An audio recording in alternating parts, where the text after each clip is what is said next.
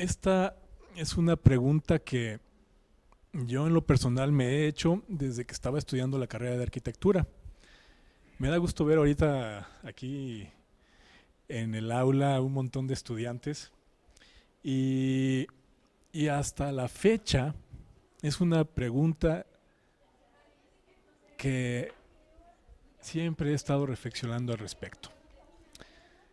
Es una pregunta que considero que no es fácil de responder porque la arquitectura es algo muy complejo.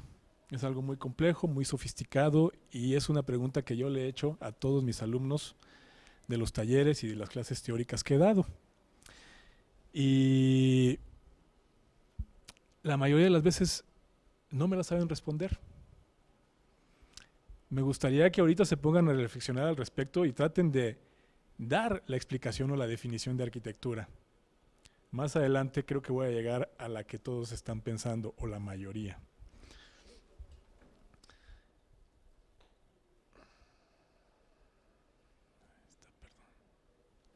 Ok, entonces, bueno, un breve resumen de más o menos qué es arquitectura. Si consideramos que pasamos más de las 3/4 partes del tiempo dentro de un ambiente construido, pues entonces podemos asegurar que la arquitectura es vital para el ser humano. Si cae una bomba atómica y se destruye la ciudad, pues la mayoría de la gente va a tener problemas por quedarse sin ese resguardo, sin ese refugio. Además de que nutre todas nuestras actividades diarias y cotidianas. Por eso es que es vital para el ser humano. La arquitectura impacta el entorno urbano, ¿no? En el momento que nosotros construimos un edificio, sea cual sea, pues va a impactar su entorno inmediato e incluso varias cuadras o incluso cientos de metros a la redonda.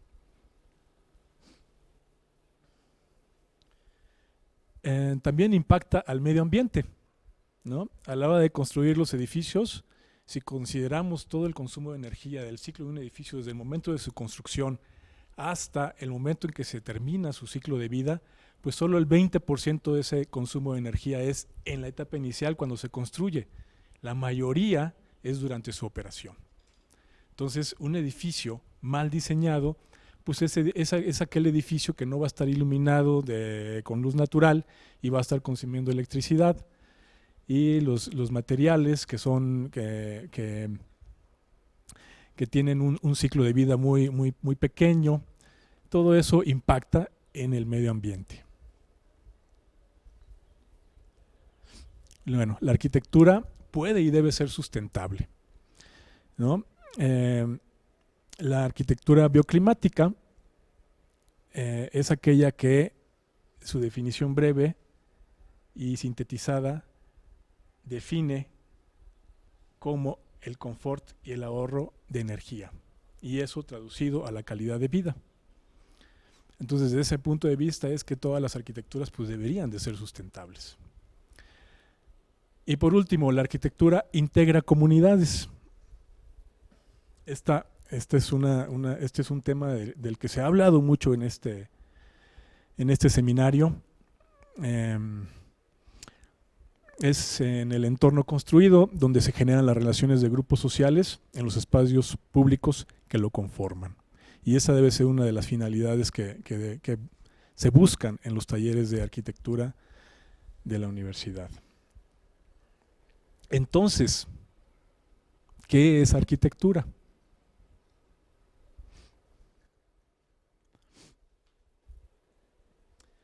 Esta es una definición de diccionario. Llevamos décadas con esta definición. La arquitectura es el arte de planear, proyectar, diseñar y construir espacios habitables, y engloba, por tanto, no solo la capacidad de diseñar los espacios, sino también la ciencia de construir los volúmenes necesarios. Y creo que mucho del discurso de la definición de la arquitectura va con esto. Pero la palabra espacios es la que hace mucho ruido, ¿no? Ya hoy día se considera el espacio como un ingrediente que es utilizado por la arquitectura para crear ambientes o atmósferas, como decía un ponente el día de ayer. Entonces, yo tuve la oportunidad de entrevistar arquitectos famosos, de esos superstars que les llaman, frente a frente, y les hacía esa pregunta, ¿no? Antes de empezar la entrevista, les preguntaba yo qué es para usted arquitectura. Y aquí algunas respuestas.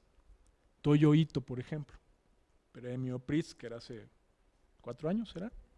Sí. La arquitectura es algo así como un filtro para ver algo, como una cámara fotográfica. Si se hace arquitectura en París, se visualiza la ciudad de París. Jun Aoki, arquitectura es algo que cambia o modifica algo.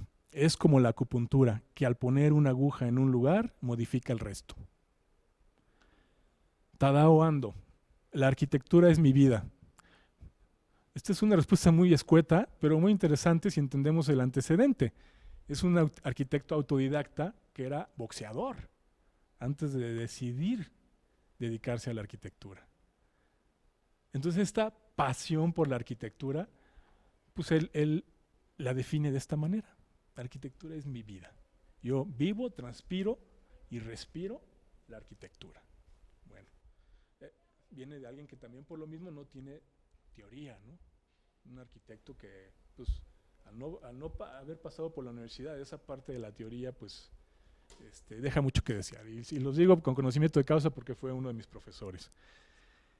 Fujimori Terunobu, el otro lado de la moneda, un doctor en historia de la arquitectura, experto en historia tradicional japonesa, que es el que le está devolviendo la auténtica arquitectura japonesa a la comunidad de arquitectos japoneses, y también ha tenido la oportunidad de hacer arquitectura. Este señor dice, la arquitectura es algo que se hace con mis propias manos.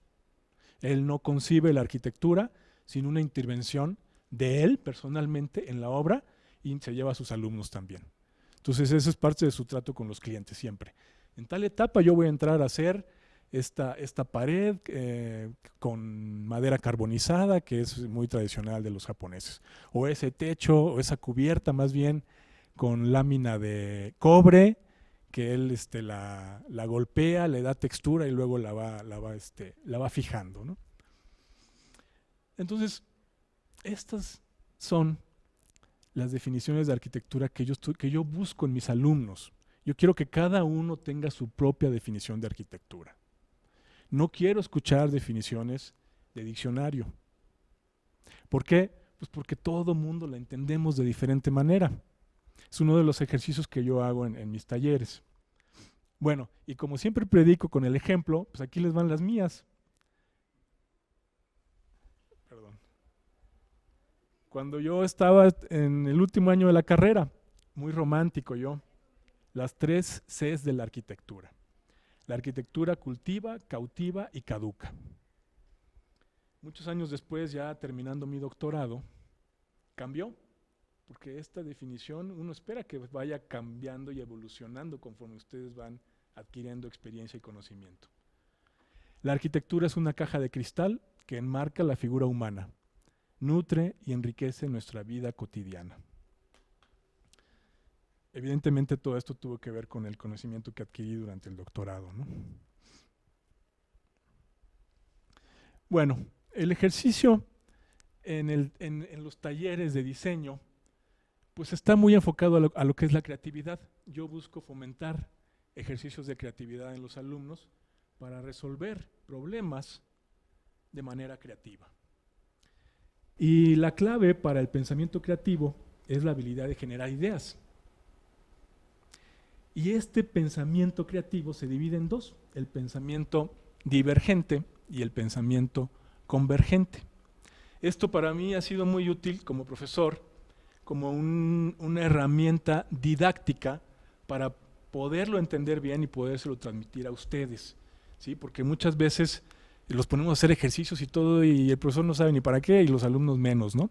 Entonces, seguramente han hecho todos este tipo de ejercicios y empezamos siempre por el pensamiento divergente y después tratamos de aterrizar los proyectos o todas esas ideas que se generan a través de los pensamientos convergentes. El pensamiento divergente consiste en el desarrollo de muchas ideas a partir de una observación en particular. Este pensamiento está relacionado con la generación de una variedad de ideas, soluciones, potenciales o partes de ella. Implica partir de un estímulo para producir múltiples posibilidades.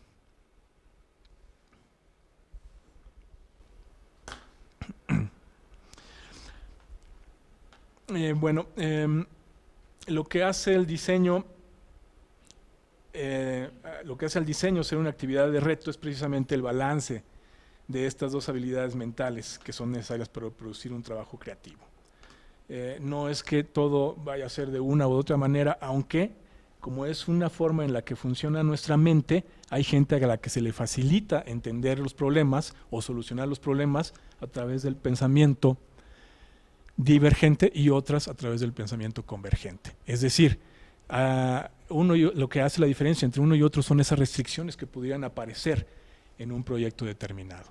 Y hay gente que quiere tener el campo abierto de posibilidades y hay gente que quiere tener pues mucho más restricciones y entonces pues sería más un pensamiento convergente, ¿no? Porque al haber restricciones pues no hay mucho para dónde hacerse, ¿no?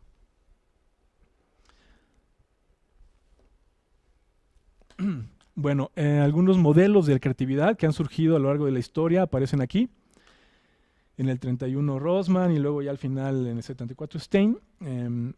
Es importante señalar que se han hecho varios esfuerzos por relacionar la creatividad, no solamente con el proceso de diseño arquitectónico, sino también con el producto final, que es la obra construida. En todos los casos se ha encontrado como común denominador el pensamiento divergente, da la casualidad, principalmente en las primeras etapas del proceso, la generación de alternativas, de ideas y de conceptos de diseño, y es aquí donde yo lo aplico para generar estas ideas y conceptos, que es la primera etapa en cualquier proceso de diseño en nuestros talleres. Entonces, ese pensamiento divergente, que es muy amplio, pues trata de explorar todas esas posibilidades, todos esos estímulos y ponerlos sobre la mesa, analizarlos y poco a poco ir descartando las opciones que no son viables, retomar las mejores, las que tienen más potencial, las que son más viables, convertirlas a través del pensamiento convergente en un concepto o en una idea rectora que nos va a dar origen a la forma y al proyecto final. Bueno, otra de las... estaba yo en esta lámina, perdón. Sí, todas ese múltiplo de posibilidades que se generan, pues viene de explorar muchas opciones, ¿no? A mí me gusta pedirles 10 opciones de concepto, ¿sí? De esas 10 después les pido 5 y después les pido 3. Entonces ya son 18 diferentes. De ahí, de esas 18 diferentes, debería de salir una por lo menos. O 2 o 3. O puede ser que solo salga una que sea la fusión de 2 o 3 de esas otras 15. Pero esa metodología de explorar a partir de muchas opciones es a lo que estamos acostumbrados, ¿no? En mis talleres, por lo menos. Bueno, esto de los estímulos es algo bien interesante y aplicado a la psicología ambiental. Yo les doy una presentación y lo trabajamos a lo largo del trimestre que tiene que ver con la teoría de los affordances. La teoría de los affordances, desarrollada por James J. Gibson, la inventó este señor para tratar de explicar algo referente al ambiente y lo animal de una forma que ningún otro término existente lo hace. Imagínense, esa palabra de affordance no existía, se inventó. Viene del verbo afford, que es permitir. Y los affordances del ambiente son lo que éste le ofrece a los animales, lo que les provee o permite, para bien o para mal. Entonces, ¿qué es lo que hay en el ambiente que nosotros debemos de identificar que nos permite hacer algo? Entonces, un ejemplo típico de un affordance es, ¿me puedo parar? Sí, no importa si salgo de cuadro. Estamos en una superficie plana, rígida, y esta superficie plana rígida, ¿qué nos ofrece a nosotros? Pues en primera instancia es caminable, ¿no? Si no fuera plana y rígida, pues no sería caminable. Es brincable, probablemente para algunos sea acostable, aquí sobre todo porque hay alfombra, ¿no? Una superficie plana y rígida a 40 centímetros, que sería algo así, pues es sentable, ¿no? Entonces por eso la gente se sienta en piedras grandes que pues, se prestan para eso, ¿no? Entonces todo lo hable que podamos detectar que hay en el ambiente es lo que nosotros podemos utilizar para proyectar estos affordances. El término psicológico común para affordance es la compatibilidad de estímulo-respuesta. Entonces, por ejemplo, ya aplicado los affordances a la arquitectura, ¿cuál sería el affordance de un muro, de una pared? Bueno, para Tadao Ando, este arquitecto, pues es una cruz en un muro que es como una ventana, pero que deja pasar la luz, en una capilla. ¿Cuál es el affordance de una valla de contención o de delimitación, de protección de una obra? Pues un muro verde. ¿Cuál sería el affordance de una valla de protección de una obra en donde lo que hay en esa obra es una futura librería?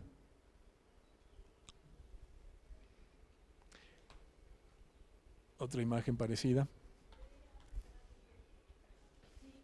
¿Cuál es el affordance de un muro para un escultor?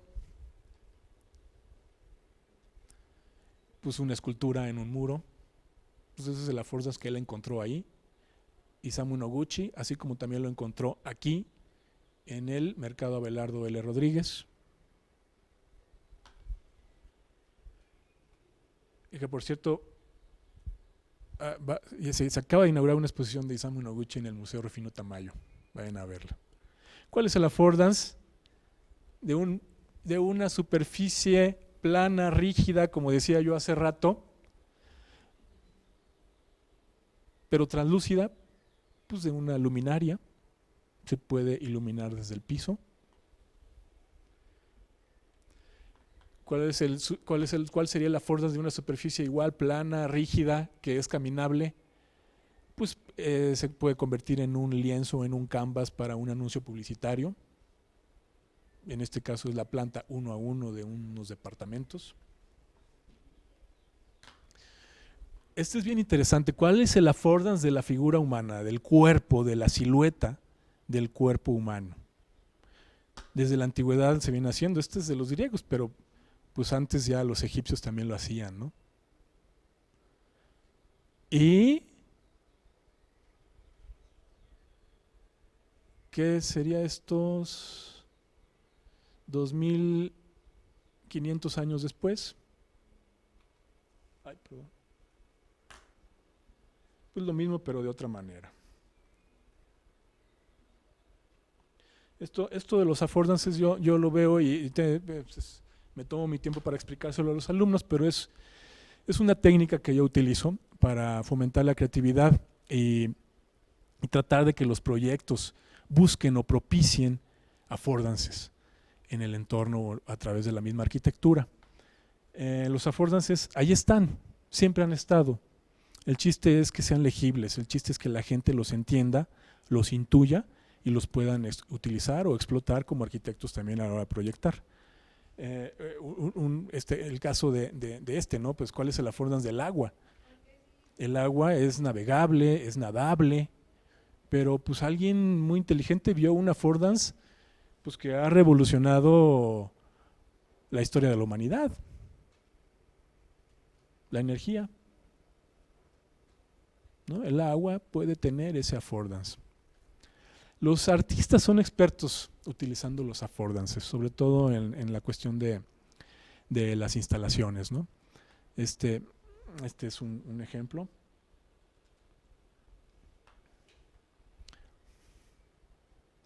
¿Cómo se llaman estos juegos que dan vueltas? Carrusel. A veces un carrusel en una glorieta pues, a través de los postes, ¿no? de luz. ¿Cuál es el affordance de un anuncio de alto? Esto está muy interesante, ¿no? Pues ¿cuál podría ser el affordance de un hasta banderas o de un poste grande? Bueno, pues más bien cuál es el affordance de la sombra que proyecta ese poste, ¿no?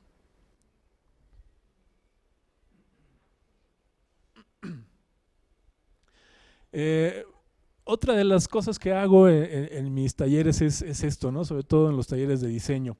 El hacer una analogía entre un colado de concreto y hacer pastel, ¿no? Al final de cuentas, pues nos podemos decir que la arquitectura pues es como hacer pasteles y si se trata de hacer moldes o encofrados para hacer un colado de concreto y después quitarlo y ya queda la forma plasmada en el concreto, pues vamos a hacer un ejercicio por el estilo, ¿no? Entonces, no nos vamos a poner a hacer pasteles en el taller, pero replicamos este ejercicio a través de vaciados en moldes de yeso. Entonces, aquí esto es bien interesante los alumnos porque se topan con que hay que hacer el opuesto, ¿no? El negativo. En mi molde yo tengo que dejar hueca las partes que van sólidas. Aquí algunos ejemplos de lo que han hecho mis alumnos. Sí cuesta un poquito de trabajo, pero los resultados son interesantes, ¿no? Y creo que aquí se fomenta un aprendizaje y no quiero que pues, hagan puros edificios de concreto, pero pues es la realidad de la construcción, ¿no? Bueno, también hago mucho énfasis en el diseño bioclimático, considero que todos los proyectos deben de ser funcionales, una planta que no funciona pues, está mal, tiene que funcionar y también tiene que tener criterios bioclimáticos. Y esta parte del diseño bioclimático en particular yo la aplico a la hora de diseñar fachadas. Hay todo un capítulo en el diseño de fachadas. ¿Por qué? Pues porque normalmente se la pasan trabajando en el concepto y luego el desarrollo de la planta y al final sí, tienen una planta muy bonita, muy ordenada, funcional, pero luego ya no les queda tiempo para diseñar fachadas. Entonces, a ese volumen que resultó del desarrollo de esa planta muy bonita, pues le ponen las ventanas donde van. Y no es así. Entonces tengo una formulita, ¿no? Fachada es igual a I, V al cubo. La I es resolver toda la cuestión de la iluminación. La primera V, volumen, que es la plástica del diseño. La segunda es la ventilación. Y la tercera V son las vistas y transparencias. Transparencias, entiéndase, pues qué tan transparente es. No es transparente, es muy transparente, es opaco, etcétera, etcétera. Y todo eso también depende mucho del entorno. Aquí en la UAM tenemos un laboratorio de arquitectura bioclimática y contamos con estas herramientas. Están abiertas a todos los estudiantes. Todos pueden ir y hacer sus ejercicios de estudio de asolamiento en el Eleodón, los estudios de iluminación en el cielo artificial y la ventilación en el túnel de viento. Ahí está abierto a todos, casi a cualquier hora. Sí tiene que haber alguien ahí, o más bien tiene que estar abierto el laboratorio. Y bueno, pues el resultado es este, ¿no? Empiezan a hacer pasar el viento, el aire frío, el aire caliente, depende de si necesitan enfriar o calentar. La iluminación también, empiezan a aparecer este tipo de esquemas. En el túnel, en el Heliodón, pues se llevan todas las maquetas de estudio, depende de en qué nivel estén, si es volumétrica, pues es el asoleamiento a nivel conjunto. Si ya va un poquito más avanzado el proyecto, pues entonces son huecas por dentro, pues para ver cómo incide el rayo del sol al interior, qué tanto pues, beneficio trae o no. Hay programas para esto en los talleres vemos, ya lo aplicamos en los programas, en los talleres de diseño no, eso lo hacemos a nivel maquetas. Estas son fotografías de una misma maqueta puesta en el Heliodón. Es algo muy sencillo que es solo y bueno, alguna experiencia de proyectos comunitarios. No he tenido muchas, pero les voy a presentar las más relevantes. Esta fue una que se hizo con el Tecnológico de Monterrey, con el MIT. Y el MIT, la gente del departamento de City Planning del MIT vino a México a hacer 2 estudios, uno en la Merced y otro en San Gregorio, Xochimilco, con un equipo multidisciplinario de estudiantes. Solo había 2 arquitectos, todos los demás eran economistas, urbanistas, sociólogos, había de todo. Y venían por temporadas, se quedaban 1 o 2 semanas, se regresaban a trabajar allá, volvían a venir al mes o a los 2 meses, y eso lo hicieron durante 1 año. Al final ellos lo que buscaban era una herramienta para el ciudadano, un manual para organizar a tu comunidad y participar en tu comunidad. Este manual fue el que ellos le entregaron a la comunidad. Después de haber hecho una serie de ejercicios de participación ciudadana con la gente, lo que querían ellos era al final empoderar a la población, a la comunidad, hacerles ver y hacerles entender que ellos tienen el poder de, estando organizados, pueden transformar su entorno o pueden exigir y demandar al gobierno. Entonces, el caso de San Gregorio, pues es muy conocido, Xochimilco, el problema del agua, de ahí se agarraron para ir a trabajar en San Gregorio. Al final no hicieron nada con el agua, sabían que había un problema con el agua, y lo que querían era que la gente tomara en sus manos ese problema con el agua e hiciera algo al respecto. Entonces los ejercicios iban enfocados en eso. Y a través de todas las sesiones de participación con la gente, empezaron a aparecer problemáticas y necesidades que mis alumnos de arquitectura retomaron y hicimos las respectivas intervenciones. Así fue como se hizo ese proyecto. Algunas de las consideraciones de la gente del MIT. No sé por qué salió chueco esto, pero aquí pueden ver. ¿Cuál es el pointer este? Aquí está. Aquí pueden ver lo que se ha venido tocando en este seminario.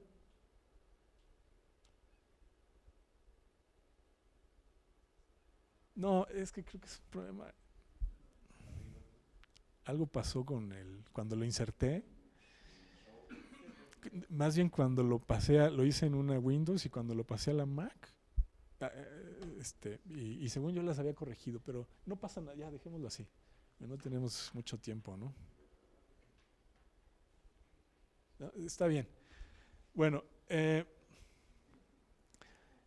problemáticas, bueno, los actores: económico, el demográfico, geológico, animal y gobierno o político.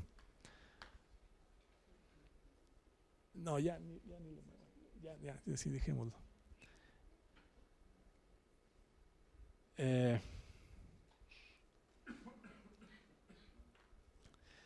Si han ido, es una zona bien interesante, por ahí pasó Zapata, entonces ellos son zapatistas y tienen una cultura muy, muy particular, muy propia, el niño Pa, todos los chinamperos, pues es una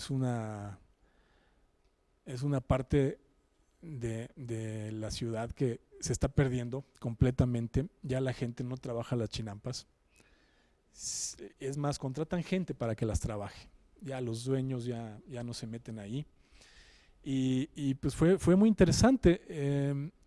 Realmente yo lo disfruté muchísimo, pero mis alumnos más. Estas experiencias creo que son del agrado de todos. Ahí están los americanos, que bueno, había americanos y chilenos y ecuatorianos, colombianos, había de todas partes del mundo. Creo que solo había un mexicano por ahí. Esta parte, híjole, apenas se ve.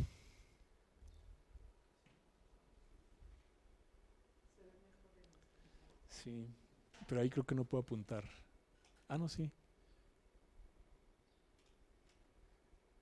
Ahí, esta parte, este techo rojo que se ve aquí,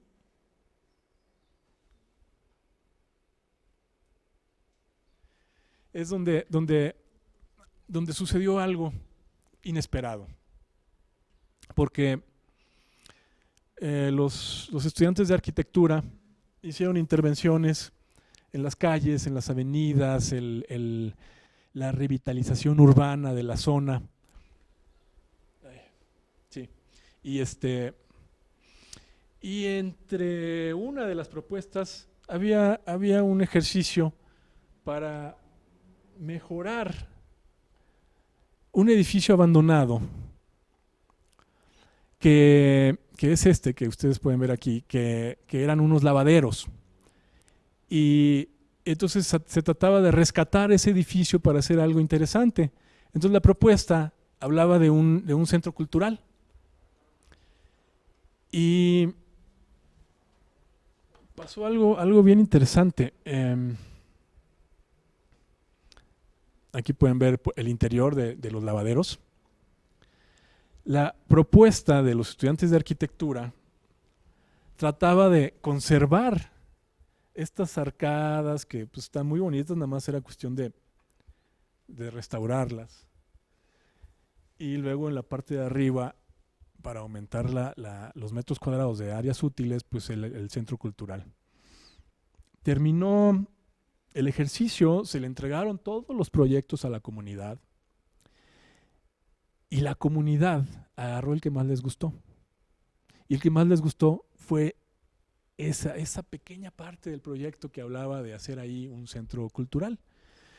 Entonces, fueron con ese proyecto, con las autoridades de la delegación de Xochimilco, y hicieron toda la gestión para que el gobierno aportara la mitad del dinero para construir ese centro cultural.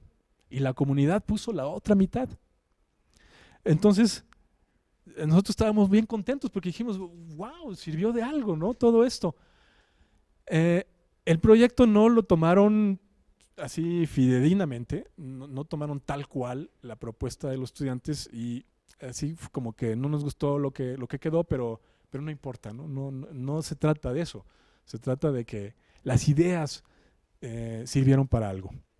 Entonces aquí al fondo se alcanza a ver un poquito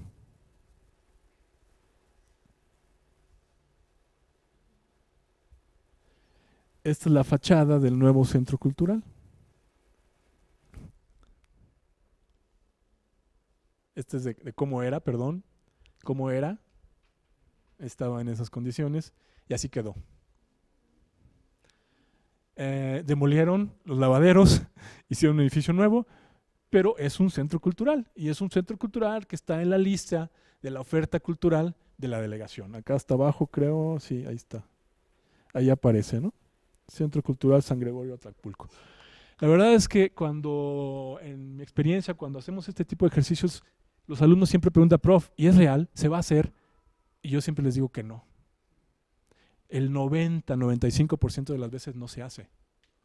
Entonces el que se haya hecho, la verdad sí fue muy estimulante y fue una muy bonita experiencia, ¿no?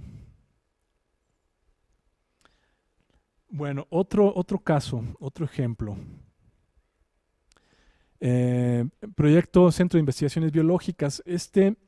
Ahora, se haga o no se haga el proyecto al final, lo que importa aquí es que al final haya un aprendizaje, ¿no? Esa experiencia de trabajar con la gente, con la comunidad y desarrollar un proyecto es con lo que yo me quedo como profesor, los alumnos creo que también, y si se construye, pues mejor, ¿no? Aquí apareció un doctor, un investigador, Miguel Ángel de León, de la UAM Iztapalapa. Él es biólogo, él es uno de los pocos mexicanos experto en murciélagos. Entonces él va muy seguido, con mucha frecuencia, a la Sierra de Tlaxco, porque ahí hay una cueva y está relativamente cerca del DF. Es una cueva que está llena de murciélagos. Es una cueva artificial, es una cueva que lo hicieron los que trabajaban la madera para pasar de un lado del cerro a otro los troncos que cortaban. Eventualmente ya se dejaron de talar los bosques y ese túnel cueva, pues se cerró al público para proteger a los murciélagos que ahí habitan. Entonces él va y toma muestra de los murciélagos y las lleva hasta Tlaxcala, donde tiene un pequeño edificio chiquito, un par de cuartitos, para poder hacer las mediciones y los análisis de las células y de todo lo que le hace a los murciélagos. Entonces quería algo más cerca, quería algo ahí en sitio prácticamente. Entonces ese fue el reto, ir con los alumnos a hacer un proyecto que fuera ¿qué les dije? Un centro de investigaciones biológicas. Entonces, bueno, esas tierras tienen dueño. Ahí estamos platicando ahí con un líder de la comunidad. Es un ejido. Al ser tierras ejidales, pues tienen muchos dueños y no es fácil convencerlos de hacer algo. Sin embargo, bueno, el gobierno municipal estaba involucrado. Ellos se supone que iban a hacer el aporte del dinero. El ejido dijo, está bien, pero a cambio, pues no nada más les vamos a dejar poner la unidad de investigaciones. Tienen que hacer algo para que nosotros tengamos un beneficio. Entonces se convirtió en una especie de proyecto ecoturístico, como para tratar de llevar gente al lugar y ellos puedan tener algún beneficio. Aquí hizo falta un estudio como el anterior, que vino el MIT a hacerlo, socioeconómico. No lo hubo, pero con lo que alcanzamos a recopilar de información en nuestra visita, pues nos pusimos a trabajar en nuestro proyecto. Entonces, al final aquí están algunas de las propuestas, muy ambiciosas. Sin embargo, sí hubo esa falta de realmente qué es lo que necesita ese lugar y esa gente. Pero bueno, lo que importa aquí es que nosotros tenemos que cumplir en los talleres de diseño con proyectos arquitectónicos.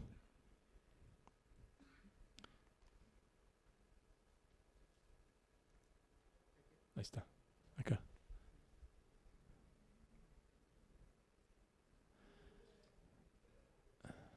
Aquí ya pues aparecen muchos renders. Otro proyecto interesante, este es el último. Tuvo el inconveniente de que estaba muy lejos. Es un proyecto para un campamento tortuguero del Playón de Mismaloya. También vino de Iztapalapa. Los biólogos trabajan en campamentos tortugueros de toda la República y había uno en particular que presentaba condiciones muy adversas de confort. Entonces la misión era ir a hacer mediciones de ese campamento tortuguero para tratar de, a través de la arquitectura bioclimática, conseguir condiciones de confort en sus ocupantes. Pues está en la playa y hace mucho calor y estaba muy mal ventilado. Entonces a eso fuimos. Pero una de las condiciones que yo puse para ir era que necesitábamos sensibilizarnos con el entorno y teníamos que platicar con diferentes actores importantes en la zona. Entonces, pues ya llegamos ahí, playas vírgenes que tienen que estar patrullando. Hay campamentos tortugueros a cada entre 20 y 50 kilómetros hay uno, dependiendo, ¿no? Y ellos en las noches tienen que hacer el patrullaje. Si no hacen el patrullaje, se roban los huevos. Entonces, en temporada alta, cuando vienen los arribos de desove de las tortugas, pues no se dan abasto, ¿no? Consiguen cuatrimotos de los pobladores para poder estar haciendo el rescate y así a eso se dedican. Playón de Mismaloya se llama. Por cierto, si alguien quiere ir en temporada, aceptan voluntarios. Y los voluntarios, así como nosotros, pues van a acampar. Este es el campamento. Este es el edificio principal del campamento. Bueno, es el único, perdón. En la planta baja son oficinas y es donde resguardan cuando eclosionan las tortugas, los huevos, ellos las sacan. O sea, en la playa está el corral de anidación. Salen las tortuguitas, ellos las rescatan para liberarlas en la noche. Si no las liberan en la noche, llegan los depredadores y se las comen. Entonces, pues quieren evitar eso y las liberan en el atardecer, ya que se está poniendo el sol. Entonces, ellos ya habían abierto estas ventanas como para tratar de conseguir confort. En la parte de arriba es dormitorio, ahí hay camas que normalmente son para las mujeres. Ahí es donde llegan y se quedan las biólogas o las estudiantes que van de voluntario, y afuera en las tiendas de campaña los hombres y las mujeres que no cupieron aquí arriba, ¿no? Tienen un pozo de agua, ahí no hay electricidad, no hay agua potable, no hay drenaje, no hay nada. Es más, están incomunicados, no hay internet, no hay teléfono. Ahí en la parte de arriba se alcanzan a ver unas fotoceldas. Están conectadas tienen como 6 baterías ahí en la parte de abajo para prender focos y de repente conectar computadoras. Todo eso es para documentar todo lo que están midiendo y cuántos huevos y de qué tamaño y qué especie y etcétera, etcétera. Eh, Afuera tienen esto que son un núcleo de baños. Ahí hay unas regaderas y unos sanitarios. Y las propuestas de nosotros eran intervenir el edificio del campamento tortuguero y hacer un nuevo núcleo de baños. Ahí está las cuatrimotos que ellos utilizan. Sin eso, imagínense, pues, cómo van a recorrer esos kilómetros de playa, ¿no? En la noche, con unas lámparas muy potentes de la misma cuatrimoto y unas que se ponen aquí en los cascos. Están patrullando. Por lo mismo, también nos solicitaron una torre de vigilancia, pero es un área natural protegida, entonces ahí la torre de vigilancia fue para atrás, nunca la aceptaron. Hay una comunidad, una cooperativa que explota los recursos de un manto de agua justo ahí donde está el campamento tortuguero. Ahí sale camarón y diversas especies de pescados. Ellos nos estaban platicando pues de sus necesidades para poder explotar bien ese recurso, porque ya le está llegando el agua contaminada, la boca río que se tapa, pues hay que estarla destapando con frecuencia y no hay recursos para destaparla. Y si no se abre, pues no entra la jaiba, no entra el pulpo, no entra la larva del camarón. Entonces cada vez pescan menos. Y la comunidad, pues, no vive de eso, pero pues es uno de sus fuentes de alimento principales. Ahí están los estudiantes. El más joven es este que está aquí.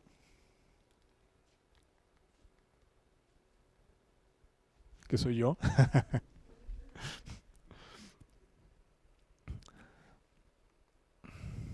Tuvimos la oportunidad de poder experimentar el proceso del rescate de los huevos. También nos tocó ver una tortuga. Fuimos en temporada baja, había muy poco, pero pues nos tocó. Acaba de desovar esta tortuga y justo pues estos fueron sus huevos. De 80 a 100 huevos por tortuga, muy interesante. Sobrevive una tortuga de cada 100. Una tortuguita llega a la edad adulta. Pero son miles, miles y miles y miles los que salen nada más de este campamento tortuguero. Entonces, bueno, vinieron las propuestas, ya nos regresamos al DF. Aquí nada más les voy a presentar las propuestas del corral de anidación, porque llegamos a trabajar en el edificio del campamento tortuguero, pero ahí las necesidades realmente no eran esas, o más bien no eran las prioridades, ¿no? Sí, hace mucho calor, es deseable que sea un edificio mucho más confortable, pero nuestras prioridades son otras. Y nuestras prioridades son las tortugas. Y necesitamos una propuesta de un corral de anidación. Entonces hicimos las dos. Y enviamos, estas son las propuestas de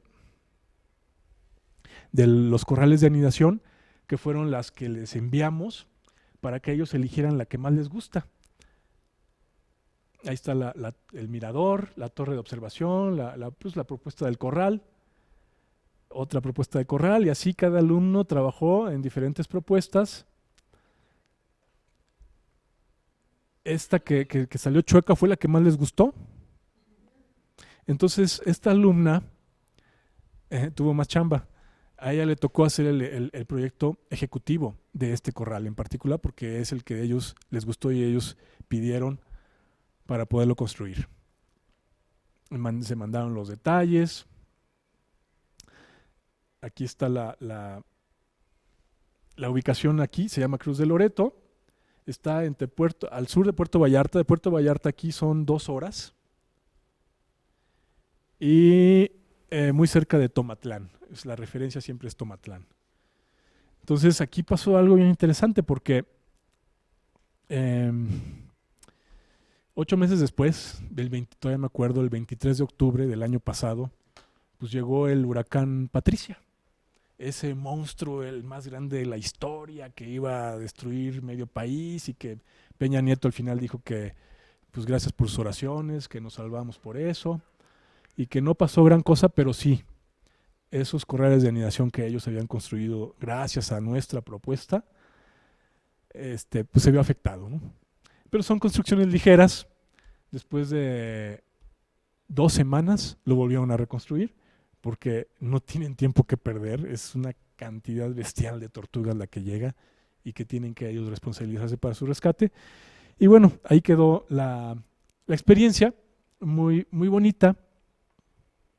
Los alumnos regresaron muy motivados de la visita, estuvieron trabajando como nunca había visto yo a un grupo de estudiantes involucrarse y echarle ganas a un proyecto de este tipo. No sé si fue el lugar, no sé si fueron las tortugas o toda la experiencia conjunta, ¿no? Pero ¿qué daría yo porque todos mis talleres de diseño o de arquitectura fueran parecidos a este, ¿no? Ya por último, las tendencias y énfasis en los talleres de diseño. Una es la narrativa. Hoy día es como que lo que se está utilizando mucho, sobre todo en las escuelas de arquitectura de Europa. Trata de hacer visualizaciones para la creación de ambientes o atmósferas. Esta cuestión de la visualización, yo la primera vez que lo escuché fue de palabras de este arquitecto, Toyo Ito, que yo le preguntaba, bueno, ¿cómo le hace usted para conceptualizar sus proyectos? Y él me dijo, pues yo utilizo la técnica de la visualización. Y yo me quedé así, ¿cómo es eso? Me dijo, sí, es una técnica que utilizan los deportistas. Llevan décadas utilizando los deportistas, ¿no? Entonces un Tiger Woods, cuando le va a pegar a la bola, el golfista, antes de pegarle, él está visualizando su golpe. Se está imaginando cómo debe pegarle a la pelota. Lo mismo el clavadista, lo mismo el beisbolista, el basquetbolista, todos los deportistas. Visualizan antes de ejecutar. Y entonces, esta forma de visualizar para crear a través de la narrativa historias y tratar de anticipar un resultado final, pues es algo que yo también fomento en mis talleres y pienso seguirlo haciendo y llevarlos a otro nivel. Y la otra pues son las experiencias, ¿no? Buscar experiencias a través de propuestas arquitectónicas que fomenten las relaciones de los grupos sociales en el espacio público. Muchas gracias.